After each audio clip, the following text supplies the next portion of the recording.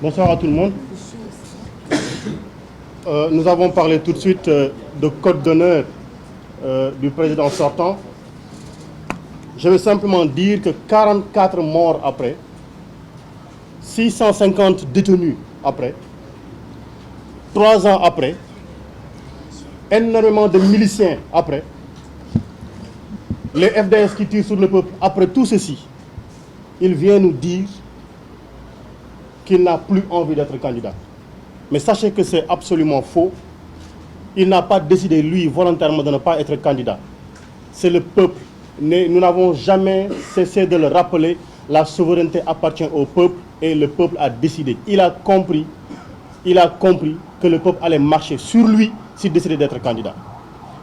Et il a si bien compris qu'aujourd'hui, dans sa manipulation, il est en train de dire: vous là qui étiez prêts à manifester, à dire vous serez dans la rue, vous aviez deux seules choses qui pouvaient vous mobiliser.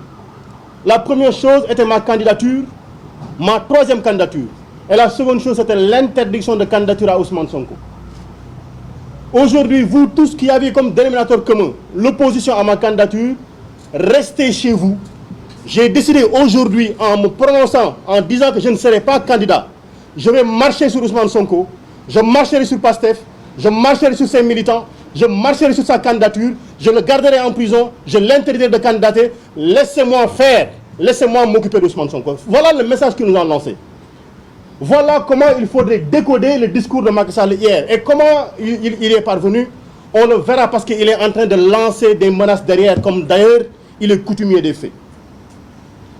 Donc ce qu'il a dit hier, mais est d'une extraordinaire banalité, parce que je ne suis pas candidat. Il savait très bien et pertinemment que la Constitution le lui interdisait.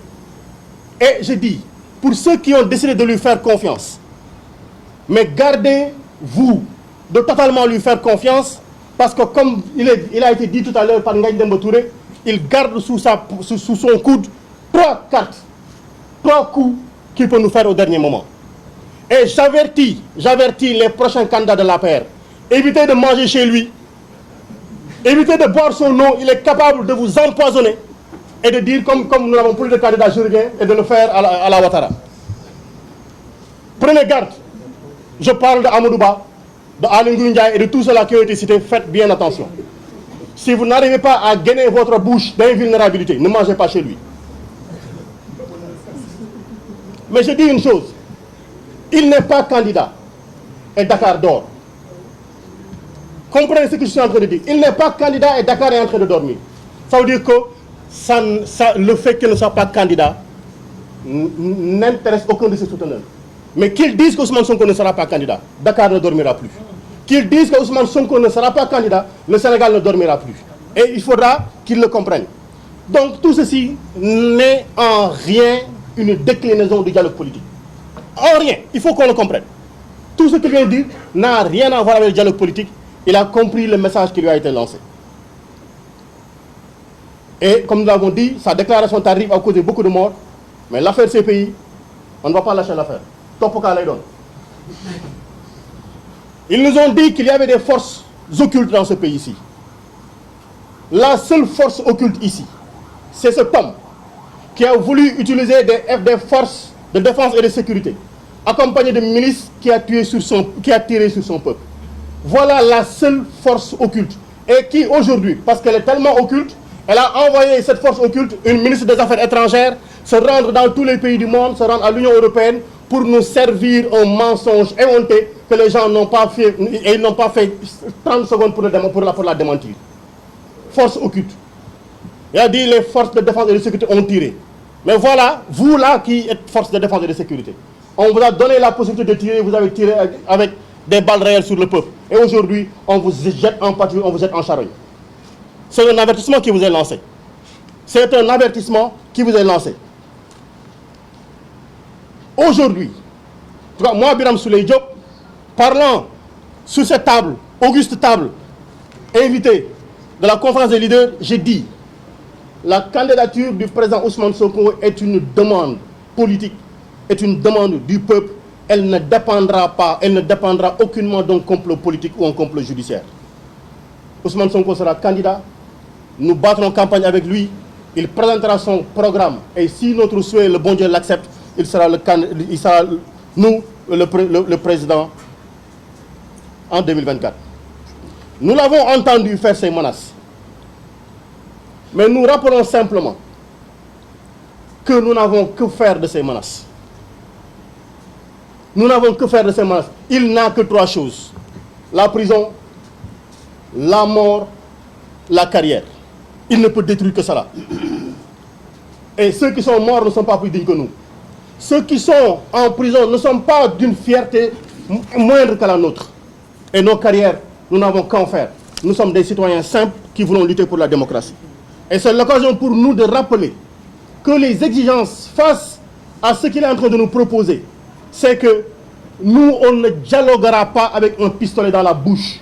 Parce qu'avec un pistolet dans la bouche, on ne prononce pas des consonnes. On ne prononce pas des syllabes. On ne peut prononcer que des voyelles. Oui, oui, oui. Avec un pistolet dans la bouche, on ne peut pas dire non. Donc on ne négociera pas avec un pistolet dans la bouche. Et ce qu'on lui dit, une condition, parce que nous ne sommes pas hermétiquement fermés au dialogue. Nous l'avons toujours dit. Et je rappelle encore que Ousmane Sonko avait bien dit en 2021, sorti de la gendarmerie, qu'il ne pouvait pas accepter. Aucun leader de la coalition Yewwi Askan Wi ne pouvait accepter qu'on interdise à Macky Sall de terminer son mandat tranquillement.